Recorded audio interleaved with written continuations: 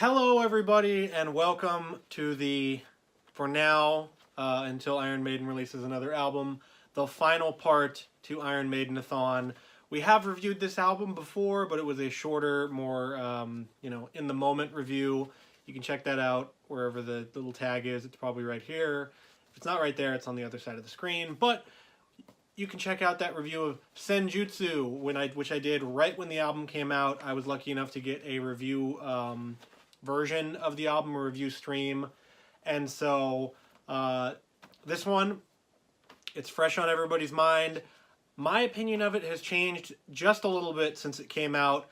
It's gotten better, don't worry everybody. Or for the people that hate this album, it's gotten better, sorry. But Senjutsu is an album that is very near and dear to my heart as an Iron Maiden fan. It's very near and dear to all of you out there. And it's just such a crazy achievement on the band's part to release an album like this late into their career. This one's going to be pretty long. I've got a lot of opinions on these songs and on the tracks on this album. So we'll get right to the background information on Senjutsu. It was recorded in early 2019 on a break from the Legacy of the Beast World Tour that they were on. They recorded it at Guillaume Tell Studios, same place they recorded Brave New World, and then they just put it away. They put it away for 2 years, more than 2 years actually, because there's stories you can read, plenty of stories out there of Steve Harris being the only one with a laptop that had the album on it, or a flash drive, or whatever you want. The band didn't even get to hear it outside of Steve Harris and Kevin Shirley working on the album until it released, or close up to when it released. So it was released on September 3rd, 2021. It is the longest gap in between Iron Maiden albums, is from the Book of Souls to Senjutsu. It wouldn't have been if they would have released it around closer to when they recorded it, but of course the COVID-19 pandemic got in the way, and we got it when we got it. Before that, of course, they went on the Legacy of the Beast World Tour in Europe in 2018 and North and South America in 2019. I got to see them in September of 2019 at the Bank of California Stadium here in Los Angeles. Great show. Can't wait to see them on the second leg. If you haven't bought your tickets yet, go buy them. What are you doing? What are you watching this video for?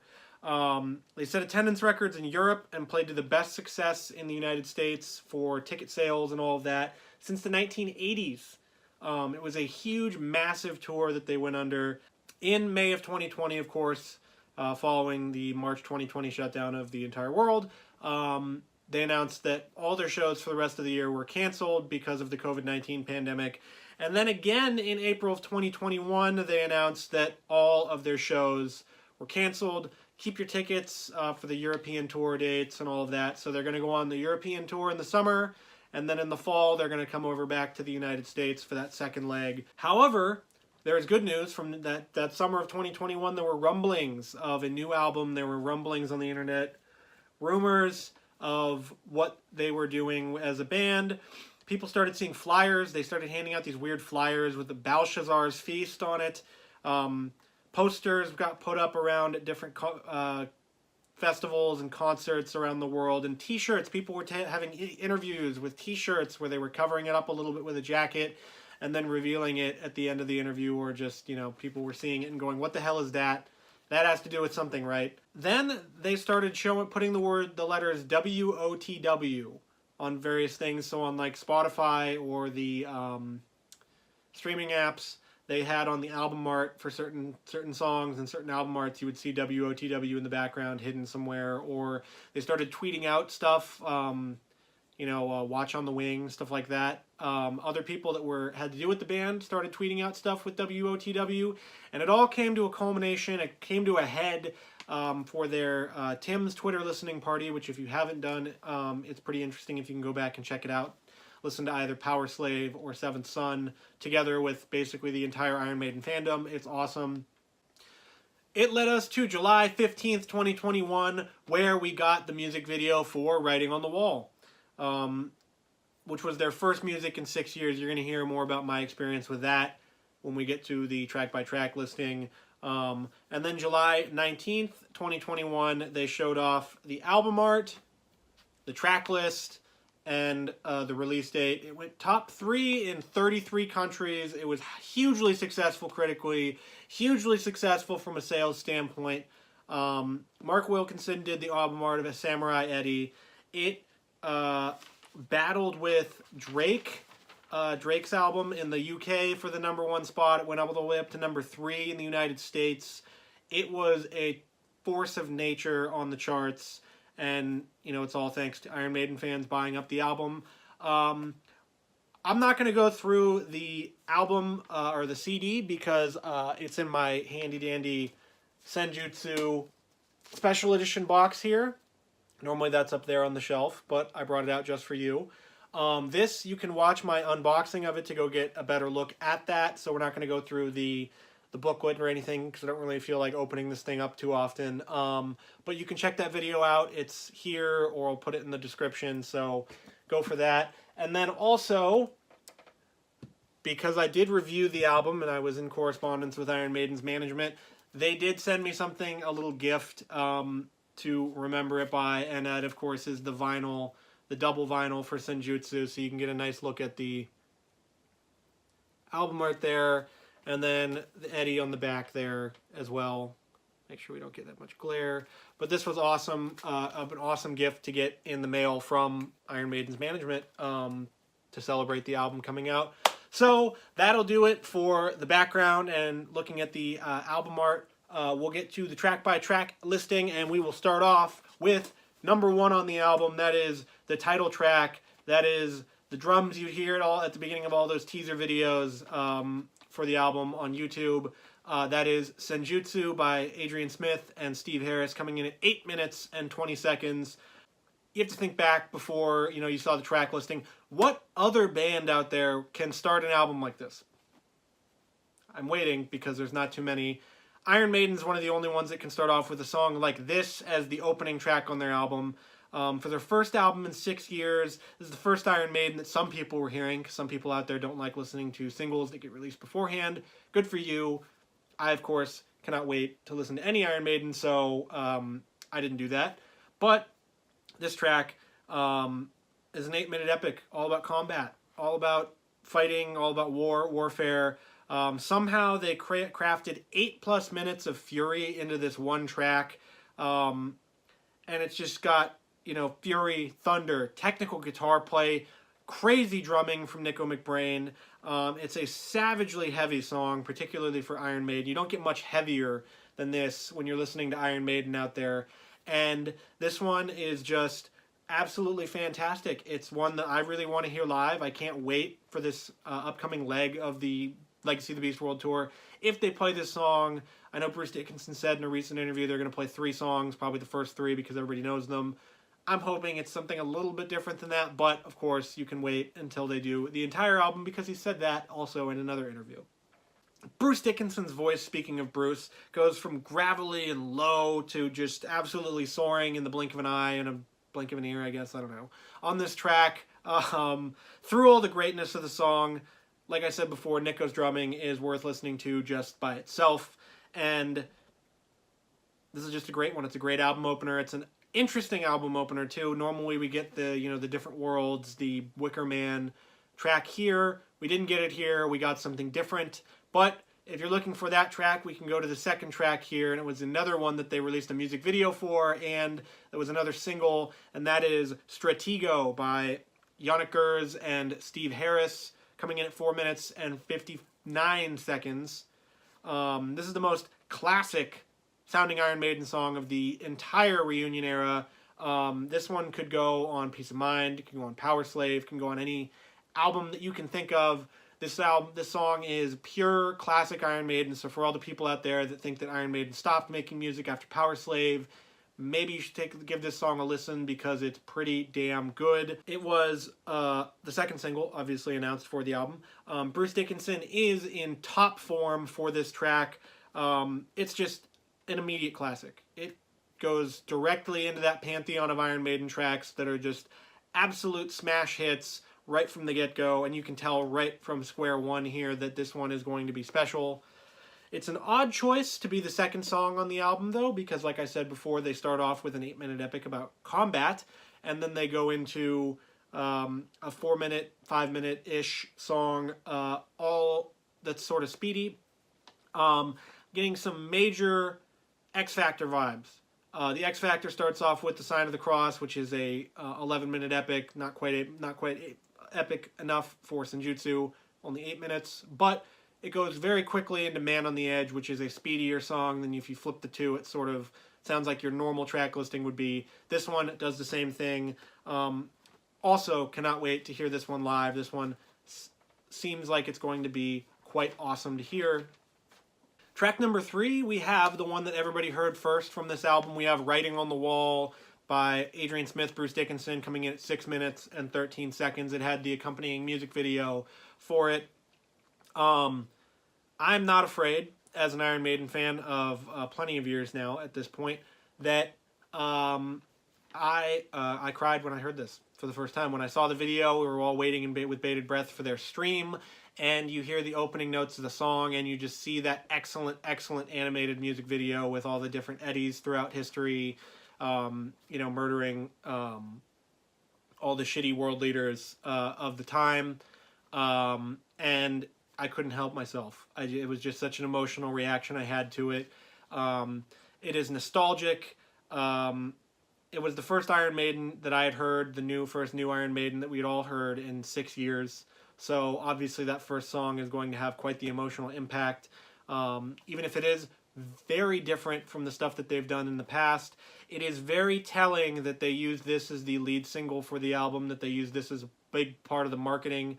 Adrian Smith's guitar play on this, the solo for this fits in with that upper pantheon of Iron Maiden solos that you have out there, like Powerslave, Dance of Death, Stranger in a Strange Land. Great solos, all of them. The solo on this song does not waste a note. It is basically what you can imagine out of Adrian Smith's style of, not shredding, melodic. Every note is there for a reason. Nothing is wasted at all. It is absolutely amazing. It's an instant Maiden classic, and it's one of their best music videos ever. And I, once again, cannot wait to hear this song live. This one's going to be a special treat. I'm pretty sure everybody out there that's going to see this one is really going to enjoy it live. Track number 4, we have Lost in a Lost World by Steve Harris, coming in at 9 minutes and 31 seconds. Those first 3 tracks, even though Senjutsu is a little bit longer, it feels like it's a shorter song. It's a very brisk song. All 3 of the original opening tracks are very brisk. It was time to slow it down just a little bit and get to that normal, that classic Steve Harris epic feel here. So this track required multiple listens like the rest of this album to really appreciate what it was. I had to sit down and really just dive deep into this one, and I'm once again getting some X Factor vibes. It feels like a song that could have been on that album. Obviously, it was written and recorded way after that, but it has that same style, that same feel, that same emotion, tone to it that you would get off of a song off of the X Factor. It twists and turns, but it leaves you feeling extremely fulfilled as a listener at the end of the song. It's about somebody who's lost in a world that's also lost, whether you're lost in the desert and other people are lost, or it's some sort of other societal thing. It changes tempo a bunch, obviously, like I said, with the twisting and turning. The chorus will worm its way into your brain. It's another earworm chorus from Iron Maiden here. It originally was not my favorite track on the album. It was among the this is a great album, so let me just, spoiler alert. It was in that lower half for me. Now it is not quite to the tippy top, where some other tracks later occupy, but it's a great track. It fits very well with this album. I like listening to it. Up number 5, we have Days of Future Past, another Smith Dickinson song, coming in at 4 minutes and 3 seconds. So they're going with sort of a pattern here. You have long song, brisk song, brisk song, long song, brisk song. This is really like a palate cleanser type of song here, because you have a 9-minute song that goes before it. It's the shortest song on the album. It's one of the shorter songs they've recorded in this reunion era. It reminds me of a track off of Brave New World, like those sort of speedier, sort of heavier tracks that you get off of that album. I'm not sure if it's the intention for a lot of these songs to sound like other periods of Iron Maiden, but if it was, it's a great sort of callback with a lot of the melodies and guitar parts that they play. And if it isn't intentional, well, it's not intentional, but I'm going to say it is. Bruce Dickinson said in an interview that the story for the song is taken from the graphic novel / movie starring Keanu Reeves, Constantine. It's about somebody who is destined to walk the earth forever, but questions God and their existence and all of that, and goes, well, wait, hold on, why am I doing this if, you know, other people aren't doing this? And it's one of those songs. It's a welcome change of pace. Not my favorite on the album, once again, but a good one nonetheless. It's a nice way to sort of shift up the pace of the album. Going forward, we have track number 6, and if it wasn't for a trio of songs at the end of the album, this might be my favorite track on the album, and that is The Time Machine by Yannick Gers and Steve Harris, coming in at 7 minutes and 9 seconds. And if you can't tell from the whole time we've been doing Iron Maiden-A-Thon, the Yannick Gers, Steve Harris pairing for songwriting, I absolutely adore it. They just make really good goddamn songs, and this is among the best of those good goddamn songs. The Time Machine fits in with the storytelling and the musical style of all of the classic songs that they've written together. It fits right in there perfectly with the best of them. The chorus will get in your goddamn head. Bruce Dickinson sings the absolute crap out of the song with some of his best soaring vocals of this era of the band. And it's a 7-minute song, but it feels a lot quicker than that. It's very much like the title track in that way, where you're listening to it and you're like, wow, I'm already through 7 minutes. What the hell happened? That's just how good the song is and how good the storytelling is on the song, really. It closes out the first half of the album, and that feels like a very good, you know, end point for it, because you have the latter half, which is absolute perfection. But this is a great way to close it out. This would be an instant classic. It still is an instant classic. I love this song, if not for those other 3 songs at the end of the album, of course. And like a time machine, this one takes you through the current Iron Maiden era before going deeper into their musical prowess of the new style of Iron Maiden in the second half of the album. We'll get to track number 7 and The Darkest Hour. Before we get there, take a little break. If you're listening along, listening to the album, take a little break, because you've got about 37 minutes, 38 minutes, almost 40 minutes of Iron Maiden coming up. So you've got The Darkest Hour by Smith Dickinson coming in at 7 minutes and 20 seconds. This is the last writing credit that they both have of the 3 on the album. It's about the exploits of Winston Churchill, and of course, obviously, Ha Ha, another Iron Maiden song about Winston Churchill in World War II. But it's about the battles that shaped the war and shaped his tenure as the leader of the UK during the war. It's another Iron Maiden history lesson, so if you're a history teacher out there, just tell the kids to shut up and put this song on, and they'll learn something about Winston Churchill. It's slower, more methodical. It's less what you would think of from Smith Dickinson, because, you know, obviously they're known for the 2 Minutes to Midnight type songs that usually put out the more poppy sounding songs. This one is a little more cerebral. It's a little slower. It's an interesting choice to kick off the second half of the album, so if you're listening on vinyl, this would be on the second disc, the first track. It feels a bit like Coming Home off of The Final Frontier. The Final Frontier in this album, I know I said before that A Matter of Life and Death is sort of the cousin album to this.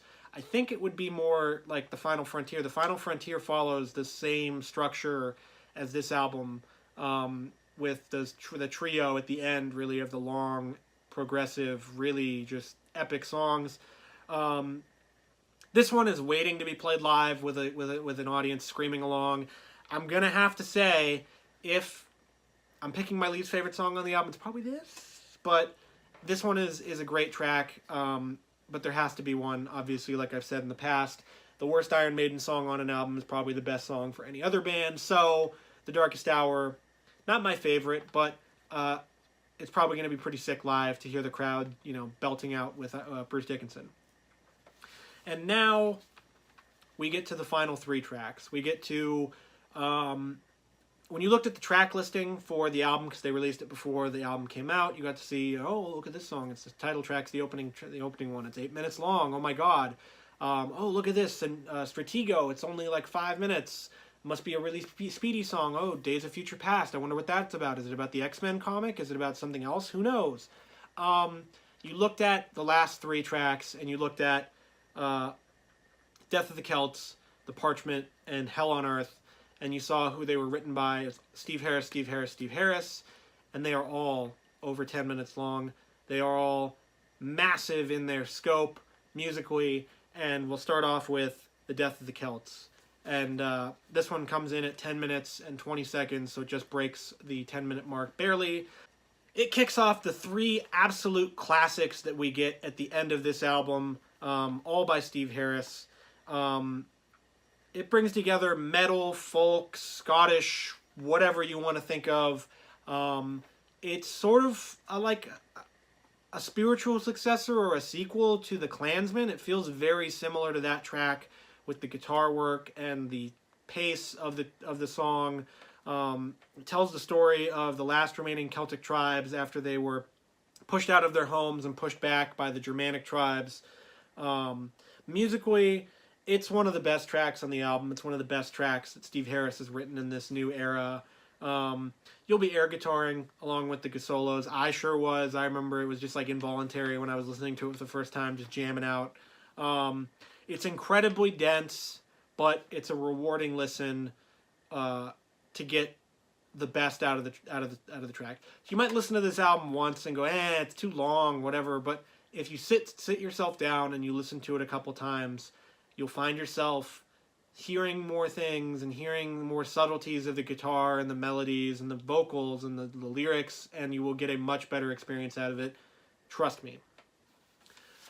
Next up, we have number 9. We have a real long one. We have The Parchment coming in at 12 minutes and 39 seconds. The true epic feeling track of the album. Originally, if you go back and you read my written review that I wrote for that#show.com, it was my weakest track on the album. I didn't really enjoy the track as much as I thought I would. In listens afterward, especially after and recording the first video review, this track has shot up the rankings for me. It is an absolute stone cold epic. You've got Sign of the Cross, you've got Rime of the Ancient Mariner, you've got Where the Wild Wind Blows, you've got The Legacy, you've got The Parchment, you've got The Book of Souls. It goes along with all of those tracks in that sort of similar vein. It has heavy riffs, it has music that reminds you of The Nomad from the Brave New World album, To Tame a Land, other past lengthy epics that Steve Harris has written. And if you're into storytelling with your music, with your metal tracks, with your Iron Maiden, you will love The Parchment. It tells a great story of adventure, of just treachery, a journey. You get the whole thing with this track, and it's a truly breathtaking chorus, and it builds to an excellent crescendo where it just kicks off into high gear and it doesn't stop from there. The Parchment, once again, I just can't wait to hear this one. I can't wait. Here it is, folks. The last track on Senjutsu, the last track for Iron Maiden that we're going to hear for hopefully not too long. We have Hell on Earth coming in at 11 minutes and 19 seconds. This track, as soon as I saw the title, I was like, I want to hear that. I want to hear that. I want to hear Hell on Earth. I want to hear it right now. If Steve Harris is writing a song called Hell on Earth, I want to hear it. And boy, I was not disappointed when I heard it for the first time. I had to stop myself. I was sitting down already, but I had to just stop myself from what I was doing. It is, I know I say this a lot for a lot of the other albums, it is the main event. It is the track off of Senjutsu that if you have to listen to any of them, it would be this track. On albums past, the main event has been, like The Legacy or Empire of the Clouds or Red and the Black, or Where the Wild Wind Blows, but this track goes up with those and goes even further past them in whatever Iron Maiden track rankings you're going to make. For me, it closes out the album in a poignant and strong way, and it connects all of the themes of humanity and questioning your existence and the strife in the world and conflict and all of that. It connects all of that together in one track here. With the world on fire, we have a pandemic still raging across the globe. People are hating each other even more. We've got political strife, we've got disagreements, we've got climate change, we've got all of that. Iron Maiden and Steve Harris found a way to translate all of that into a musical track. Here, it conjures up emotions that you don't normally feel when you're listening to an Iron Maiden song, and just when you think it's gotten good, it only gets better from there. From that 7-minute point all the way to the end of the song, it is just quite the ride for a listener, and far and away the best track on an excellent album, on a magnificent piece of music from Iron Maiden here. And it's a testament that this album was written and recorded in 2019, early 2019. The world seemed a little bit better. It's crazy that it was recorded in early 2019 because this was before we had the pandemic, and people seemed a little bit better. It's just incredibly prescient and future sight, future seeing, whatever you want to say, for Iron Maiden and Steve Harris to write a track this amazing this late into their career. This just so emotional and world encompassing and just cultural encompassing in one track. You can distill it down to Hell on Earth, and I had to stop listening with this track when I first was sitting down to review the album, because it was so emotional and so much feeling to the song, to the vocals, to the lyrics, that I had to stop. I was like, I'm gonna start sobbing. I did listen to the rest of the song. I listened to it a lot. This is my favorite track on the album, far and away. This is one that I'm hoping that I can hear them play live. Hopefully they do the entire Senjutsu album live. They were talking about doing it in smaller venues. I was hoping that they would get this one on the Legacy of the Beast tour, because it does seem to be a very big fan favorite from this album. They even have an entire section of the stage show devoted to Hell. So what better than Hell on Earth? I don't think we're going to get that, though. I think we're going to get the first three tracks, because they're the ones that everybody knows. But when that Senjutsu tour comes, you can guarantee that I will be there. That's it for Senjutsu. That's it. Here's our concluding thoughts for the album. This feels vastly different from my other two favorite Iron Maiden albums, and so we'll get to that ranking, the exact rankings, but you can kind of guess that Somewhere in Time and Seventh Son of a Seventh Son would be my top two. It feels vastly different from those two. It feels different from Number of the Beast, Powerslave, Peace of Mind, all of those great albums that people love listening to from Iron Maiden. They're at a completely different point in their career, and yet it calls back to albums of the past. You can listen to this one and hear little things, little subtle hints at albums all throughout the reunion era, even going back further before that. And in some cases, it's just like a little small thing, and in other cases, it feels like the songs are sequels to Iron Maiden songs of the past. They are at their most culturally relevant with this album, whether that's on the charts, battling it out with Drake, getting to number 3 on the US charts, going number 1 in a bunch of other countries, or just the songs themselves, the cultural impact, the lyrical impact, the emotions, the themes of the album. They are at their most relevant with this album, and they did it their way. You can hear plenty of news stories out there or people on Twitter complaining about, oh, Iron Maiden's a parody of themselves because Bruce Dickinson talking about, well, we have 3 guitarists, we got to fit three guitar solos or more on all the tracks, so screw it, we'll make it 12 minutes. That is Iron Maiden doing what Iron Maiden does best. They do what they want, and they are successful at it. There are people like me that will follow them to the grave, and I will. I will follow Iron Maiden to the grave. This is a triumph of heavy metal. It is, if it wasn't for Halloween, it would be the best album of 2021, but Halloween's self-titled album just barely edges this one out. It is an album that the world needed at this time when it was released. It is an album that metal needed. It is an album that I needed at that point in time. Even though it was recorded before the pandemic, it should be said that this is an amazingly prescient album for seeing the future cultural impact here. And it benefits you from multiple listenings. You will greatly, greatly appreciate this album way more if you listen to it more than once. If you just sit down on YouTube and go through it, it's not going to benefit you. You're probably not going to like it as much. But the more you listen to it, the more you go through the tracks and you analyze them and you listen to them deeply, and you're not distracted while listening. And I know for a lot of people that's really hard to do these days, but you will be greatly benefited by listening to this album multiple times. And it is a late career masterpiece for the band. That is it for Iron Maiden-A-Thon. You've gone through all of their studio albums with me. Thank you for watching. And if you haven't watched all of the videos yet, you can check them out in a playlist, or if you don't care, you don't care. That's it for Iron Maiden-A-Thon. We went through all of their albums, all of my little Eddie figurines, almost all of my t-shirts. I don't have a Senjutsu t-shirt yet. I'm waiting for the album to buy it, for the tour, pardon me, to buy it. But we've gone through and we've reviewed every Iron Maiden album. Thank you for sitting down with me and listening and going through all of it. And here's all of the notes I took for all of the albums. So here we go. Let's make a big mess.